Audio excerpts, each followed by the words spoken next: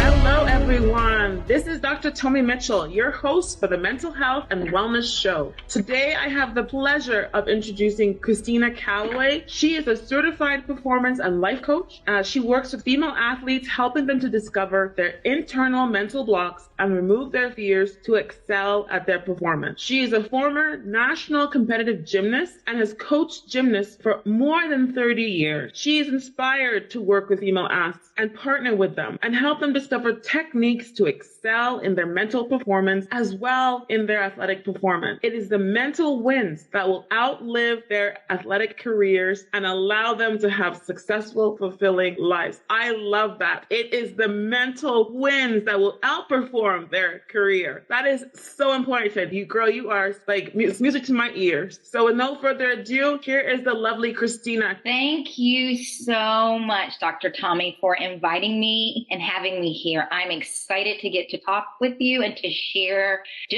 with you. Thank you so much. So I'm going to ask a question to start off with. So what led you to become a performance and life coach? I'm curious. Very, very good question. I like to tell people that the performance and life coaching business evolved from my passion of coaching gymnastics. As you already mentioned, I was a former gymnast, and ironically, the program that I am presently directing is the program that I grew up in as a gymnast.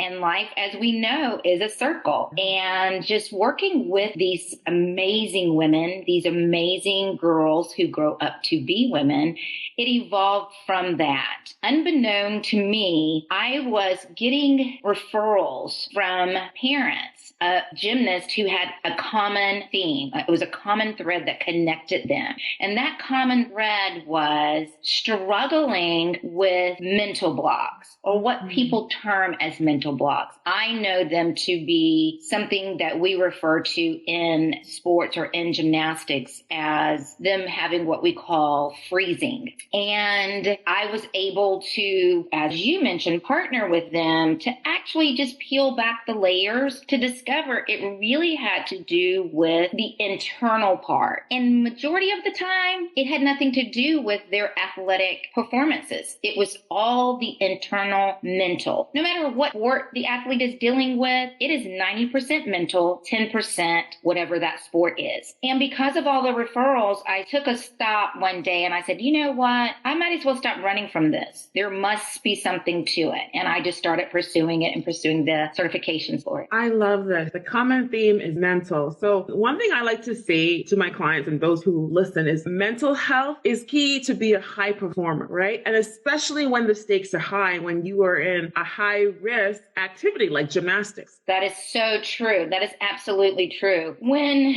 your mental state is what I call at an even keel, you're even and you're present, your body responds. When your endorphins, your cortisol, when all of that is awry and you are out of focus, your body responds. And it's not going to respond in a way that you're going to get your maximum effort of performance from it. It's going to be very sporadic. And that's where, with the gymnasts specifically that I work with, that's where they get that freezing. And what am I talking about when I say freezing? We all know, or we're all used to and accustomed to hearing fight and flight. For instance, if your body signals that you're in danger, you're going to respond accordingly. If you feel like you're being attacked, you're going to fight back. If you're in the middle of the street and a car is coming, it signals to the brain, flee, run, get out of the way. Well, with my gymnast, what they're experiencing, they're on the balance beam per se, and that signal is emitted to the brain that there is something that is not safe. Well, who are they going to fight? Themselves? Where are they going to run to? There's no place to run. Well, there's a third F. There's a third component. Yeah. The body's like, you're not safe. You don't have me in a safe situation. So the body body's like, you're not listening. You're not going to keep pushing this override button that you've been doing, because I'm still stronger than this physical body. I'm going to shut you down. I'm just going to freeze. So when the athlete goes to throw the skill, they freeze. And they're like, what is going on? I've been doing this skill so many times. Why am I coming into the gym today and I can't throw it? Because the mind is saying, body, you're not listening to me and you're not going to put her in danger. I'm going to shut you down. I'm going to freeze her out. I love that. It's like the mind putting the brakes on for your own safety. Absolutely. Right? Your survival. Absolutely. And it does not matter the level of the athlete. It can be developmental level. It can happen on the collegiate level. And it can happen on the elite level, like in the Olympians. It happens. It happens at every single level, and it happens in every single sport. It does not matter. I've worked with volleyball players. It happens with swimmers. They can have been doing the skills forever. The mind knows what it knows. And the body is very powerful. We know that. It's very resilient. We push it beyond its max. We are not kind to it, but the mind is like, I've had enough of this. I am still in control here, and I'm going to tell the body, enough is enough. I'm going to protect you. I love that. So what are some common threads here in your line of work, as in what is contributing to this freeze? What is playing back in the athlete's mind before they froze, or maybe even while they're freeze? Like, what is it? Dr. Tommy, that is an excellent question, and that's what's so frustrating to these athletes and for the younger ones, to their parents. Most of the time when I'm asking them the questions and we're going through and we're working on pulling down the layers, they don't know in the beginning. However, I will tell you this, that a high percentage of the time, it has absolutely nothing to do with the skill or their sport.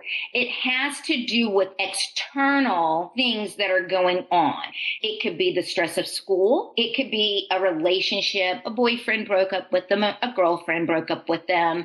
It can be parent pressure. If it's a college athlete, it can be an upcoming test. It can be their own expectation. A lot of times when you're dealing with athletes, you're dealing with that perfectionism. They are expecting themselves to perform in a certain way. Then they have that, well, the coach is expecting me, my family, I don't want to disappoint. So it's a lot of pressure emotionally, psychologically, that keeps compounding. And they don't even realize that that is the cause, that those can be factors. Upcoming test, it can be just a whole litany of things. And it's helping them to develop the coping tools to deal with, to compartmentalize those things so that it does not affect their performance. I love it. So those points that you've mentioned bring me back to the wellness wheel, which is one of the foundation principles in my coaching and even in my personal life. Health is not just, there's like the emotional wellness, there's the social, like our family, our friends, and their impact in their life. There's the environment, right? Where you live, like smog, smoke, etc., etc. There's the intellectual piece too. There's the spiritual wellness. Financial, if I'm missing one, it'll come to mind later, but it's that whole body approach. The individual needs to balance. And when one of the spokes of the wheel is not balanced, there's a problem. That is absolutely true. And when I'm working with my athletes, all of that comes into the mix because everyone is different. There is not, unfortunately, a one size that fits all. Yeah, exactly. And you do have to take that into context when you're speaking with them. You have to find all of that out.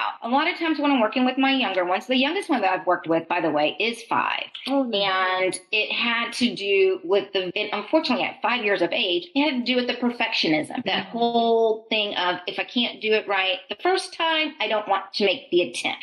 And when peeling back the layers, there came in a cultural aspect of it. You have to take that into consideration too, because a lot of times when there's cultural things, everybody's culture is different. Yeah. And there is that expectation that comes with each culture, and you have to help them to understand and see all of that. The financial piece of it. These sports are not cheap, and you might think these kids don't recognize what their parents are sacrificing. They take on the weight of that. The collegiate athlete is taking on the weight, I've got to perform for my scholarship, or I'm a walk-on and I want to earn a scholarship. You have the elite athlete that is performing for the brand that is sponsoring them. So that's the financial financial piece. You have also the spiritual part of it that you mentioned as well. Having that balance of staying connected with that spiritual piece. It all plays into it. Having a mental health coach or having someone there, such as myself, who is the performance and life coach for the athlete, helps to bring about that balance, to teach them that while you are enjoying this aspect of your life, because it is a chapter, and it's helping them to gain the coping tools so that when they have gone through this chapter and they're transitioning to the next, they will have these skills in their toolbox so that when they're into the next chapter of their lives, that they will be that holistic person, well-rounded person, so that when they meet something that is familiar, they'll look back on it and say, well, you know, when I was an athlete, something similar felt like this in my life, and these are the tools that I use to cope with it. Love it. And you specifically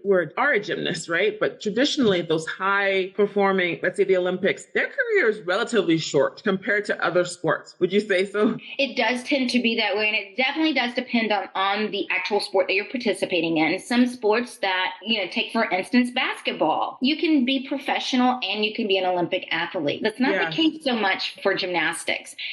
Thankfully for athletes like Simone Biles, you can do gymnastics well now. It's been disproven. It used to be that the female athletes would peak at a what I would consider very young age, and then they would retire. Yeah. But now she's disproved that you can enjoy this sport for as long as you would like to. Number one, because she is amazingly physically capable of doing these things that no one else probably in our lifetime will be able to do. Having said that, though, even she had her mental moment in these past Olympics. And there was just, because we were in an unprecedented time with the pandemic, she herself had endured the sexual abuse that she had to, that did not get handled properly by USA Gymnastics, still has not been handled properly by USA Gymnastics. She readily admitted that she did not receive the counseling that she needed to process through that. It was a culmination of things that, and then the Olympics being unlike any other Olympics in terms of attendance, her family not there for that family support. And then, because as you mentioned, there's a spoke, there's on the wheel, that you have to have all these pieces together, working together so that it happened. And that's very important for these athletes. And having been an athlete, I know how important it was for my family to be there for me. And thankfully they were. It's difficult when you don't have that one piece missing. And so it was what I would call the perfect storm for what happened when she had the mental episode that had happened. And I'm so proud of Simone. She is my shero for so many reasons, but what happened and her just shutting it down and saying, I am doing what's best for me. I'm doing what's best for my mental health. This is not about the USA. This is about Simone Biles. And the experience of the Twisties is real. And it is something that could have cost her life had she put anyone else before herself other than Simone. And she chose not to do it. And bravo for Simone. Yes, I 100% agree. When that story hit the news, I was like, girl, I am praying for you. You were doing the right thing. But what was unfortunate was all this negative chatter. Like, people were talking as if they owned her. I don't get it. She's a human being first, and she must take care of herself and be safe. That is true. For me, I was expecting that, because the way that America is so entitled to voice their opinion about anybody and anything, and because of social media, we have keyboard bandits that feel like that they can do that. And let's readily admit it, there are too many slow media days, and the media will pick up on a story and they will just run it and run it and run it until the next thing comes about. And because of the fact that she had been doing so well, it was as if when this happened, oh my goodness, I cannot believe it. Let's just make this bigger than. And what I'm really happy about is the fact that she has such a following that they did protect her, because the naysayers weren't as loud as her supporters. And so the negative stories died very quickly. I will say that this was not Simone's first time experiencing the Twisties in an Olympics. She experienced the Twisties in Rio, and it just wasn't publicized as much because she was able to spin out of it, no pun intended. I know, right? She was able to come out of it faster. And the other thing is, and I believe that happened because there weren't so many compounding mental issues stacked now as there were in the 2021 Olympics. She just had, unfortunately, too many other compounding mental catastrophic, that what I feel like. We're just dealing with sexual abuse. We're dealing with COVID, pandemic. We're dealing with being away from your family. We're dealing with literally not knowing where you are. And if I could just even some semblance of making anyone understand what Twisties are. Yeah, please. Imagine being at the top of a very steep hill, and it's just super steep. And imagine someone telling you to bend over and start doing a forward roll. Now you can imagine a snowball rolling down a hill and how much it picks up speed as it goes. Well, that's what your body's going to do. You're going to go bottom over head, head over bottom, and then you're going to pick up speed as you get. When you get to the bottom of that hill, you're going to be asked to stand up and start walking. When you stand up, you're not going to know whether you're standing up on your feet or if you're standing up on your head because you are that disoriented. That is what Twisties is like. You are in the middle of the air and all of a sudden your brain has absolutely no idea top from bottom. Your kinesthetics is lost. She's performing skills no one else in the world is doing, and she has no idea, am I going to finish on my head and break my neck, or are my feet going to land on the ground? She did the absolute right thing for herself. 100%. So proud of her and any other athlete. You know, in tennis, we have, what's her name? Naomi? Naomi, yeah. Like she also, we're speaking, and that's amazing. The way I see mental health, the discussion needs to be the same way we talk about the weather and sport. It shouldn't be like, oh, they have mental health problems. There must be something wrong with them. No. Correct. Right? And I tell people, as long as you have a brain and a heart, at some point, you will have a mental health challenge. Mm-hmm. People think mental health is like when you go quote unquote crazy and you do speak to yourself and et cetera, et cetera. No. Right. So as someone who works with athletes and as someone who herself continues to work out and stay healthy as I age, the question for me becomes, we all know the brain is a muscle. Yeah.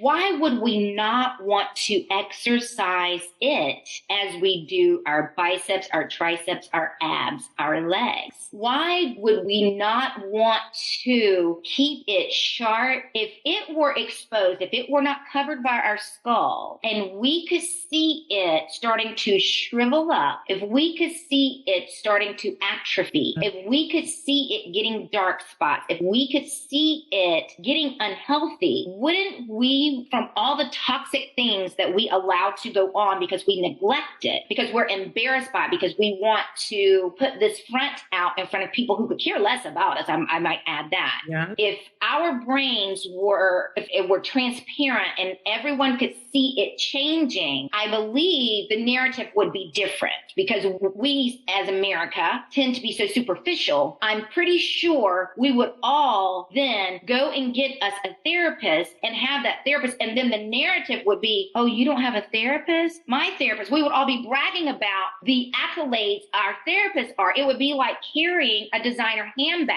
Yes. And that's that. Yes. Yes. So I'm of the opinion, Dr. Tommy. No, I am too. Come a day where people are like, oh, you don't have a therapist? That's what it's going to be, as opposed to, oh, you got a therapist? It's going to switch. Yes. 100%. And I believe that individuals like yourself should be connected to sports teams, even from the elementary school level. Mm-hmm. This should be the norm. It's like you have your coach you have your multiple coaches, and your skills, your experience brings value. And it's not just during the peak sports time in that individual's career. It is lifelong skills that they can build on it. Lifelong coping mechanism, calming the inner critic, right? And you mentioned perfectionism. I really love to talk about that, especially in gymnastics and professional sports. That is huge. Can you share? I can. Thank you so much for that. So when I was a gymnast, the scoring system, everyone knows, was a 10.0. If you scored a 10.0, thanks to Nadia Comaneci, the 10.0 was that elusive score that everyone wanted to get. Or I'm probably going to date myself, but I can't even think of her name now, but she would walk across the beach and everybody used to, oh, she has a 10 body. Everybody wanted that elusive 10. Is that was Pamela Anderson? Like someone like that, but I think I probably would date myself if I could remember her name. But anyway, everybody wanted to be this 10. You were perfect if you were 10. As much as I love gymnastics, and then I was glad on the elite level, they changed the scoring system to where it's now they do it off of execution and technique. And so there is no 10.0 in terms of that. That was a good thing because, believe it or not, perfectionism is a sign of that mental challenge. That's being like OCD and that sort of thing. And so gymnastics is that sport that if you've got that parent, and if I got any parents, this is not to be critical of you, but it is hopefully turn that light bulb on. If when you're praising your kids, make sure that you are teaching them to praise themselves as opposed to you praising them. When you use terms such as, I am proud of you, that is turning on something within your child to encourage them to do something so that they get that praise from you. They are going to then seek praise. I'm doing it so that I can get that I am proud of you. Instead, when your child gets straight A's, or if your child gets 100 on their test, or if they get an A on their test, maybe it's not 100, maybe they get an A on their test.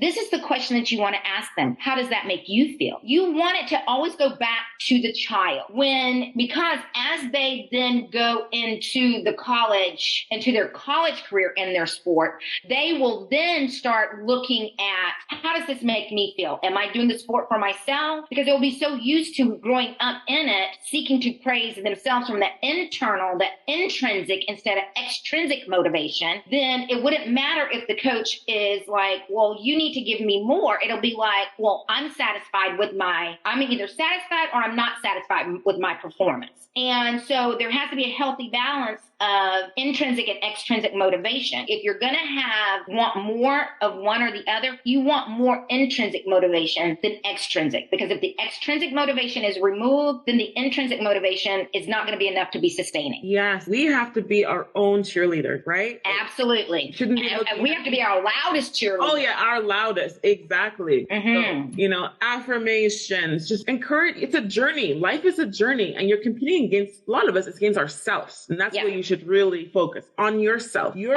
personal best. Yes. Better than, I always ask this question when I'm working with someone. What is it that you can do today that makes you 1% better than you were yesterday? I love that question. Yes, it's an excellent question. And being mindful on a daily basis. And, that's one of those things, I'm sure you've heard of Brendon Burchard. He's the high performance guru. And that's one of the things he talks about too. And you talk about it. It's like being intentional. Mm-hmm. Every day counts. Mm-hmm. Coming home from wherever and sitting on the couch, Netflix and chill all day, it shouldn't be the norm. Put it that way. No, not when you have goals and aspirations. Yeah. If you have goals and aspirations, your Netflix and chill should probably happen like maybe one time a week, maybe. That's even pushing it. Yeah, exactly. You have to serve yourself grace because we will burn out.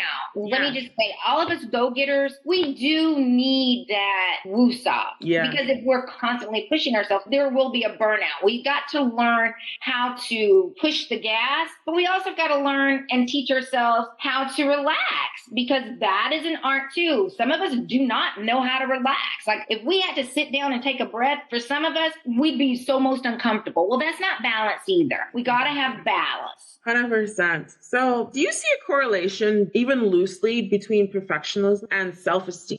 There is.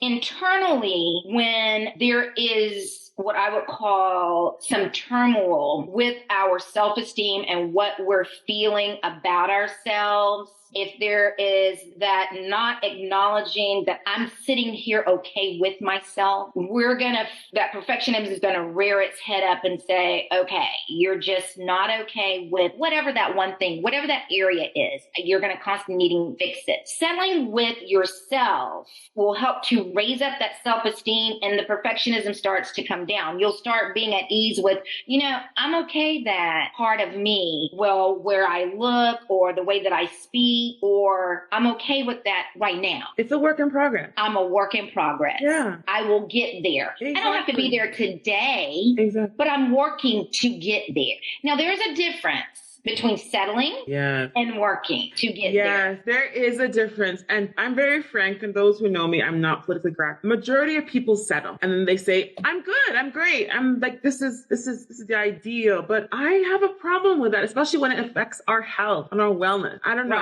Right. So here's my take on that, Dr. Tommy. I pick my battles. Yeah. And one thing that COVID has taught me is thou shalt not press me. If you are a person who has settled it with yourself as it relates to your health and the choices that you make with your health, I'm going to respect that. Exactly. On the same token and in that same vein, one cannot settle with a sedentary lifestyle and then have the mindset of someone who does the necessary things of taking care of themselves and have a healthy lifestyle. I don't understand that. They don't mix. And it's not magic. No, exactly. So I don't have conversations with people who are like that, because that's unstableness in your thinking, and it's not magic. Just because you sit there and you say, I wish that I could do X, Y, and Z when it comes to my health. Those are just words, because see, there's action that has to go behind that. And you've already said that you've settled to a sedentary lifestyle or a certain type of lifestyle, but you're not willing to make those changes for, and that's fine. But you can't also say, but I desire to be healthier, because something has to change. I'm not going to judge you, but I'm also not going to take time to sit there and share with you what it is that you can do to get there, because you've already told me you're not willing to make that sacrifice.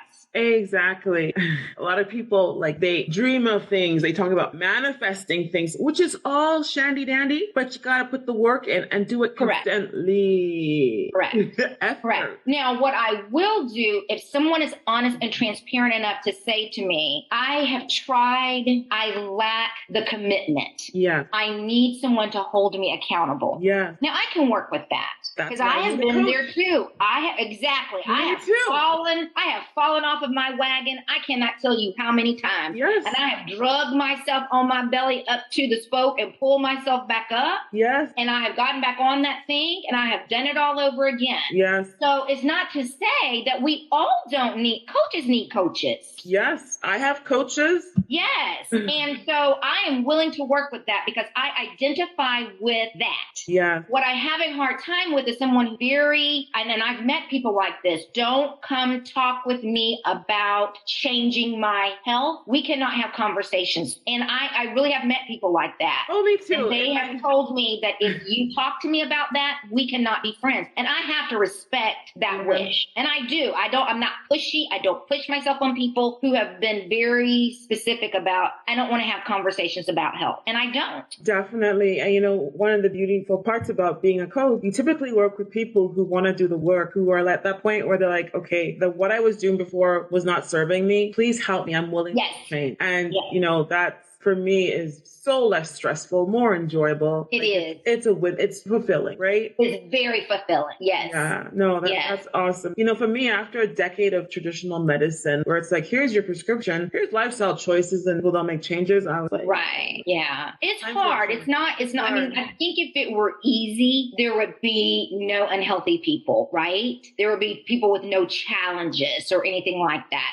And that's not the case. No one wants to not feel well. No one wants to have their internal mental struggles. No athlete wants to go through any of that. Obviously, we're all human. And when we're here serving and helping one another, it's better. And it's even better when you can work with someone who's been there and who's experienced it and who can share it with you, who's not going to judge you, who say, you know what? You're not broken. You don't need to be fixed. I've been there where you are. It just takes a little bit of sacrifice and a little bit of compassion and a little bit of understanding. And I'm willing to partner with you and help you get through to the other side like I did. And that's all that, that's all that it takes. So how do our listeners get a hold of you and partner with you? I am on Instagram and I'm also on Facebook, and they can find me there at Christina Mindset Coach. And also I do have a website. My website is ChristinaCC.com. Awesome. For those of you who are listening and possibly driving, they will be in the show notes, so you can check that out afterward. Well, thank you so much, Christina. This talk was amazing. You speak my language. You live in my old stomping ground. I miss the ATL and Athens. I have family and friends there. Awesome. Yeah, so this is good. So this is your host, Dr. Tommy Mitchell. Thank you for spending the time with us today. Thank you, Dr. Tommy, for having me. Yes. So much fun. Thank you. Bye, everyone.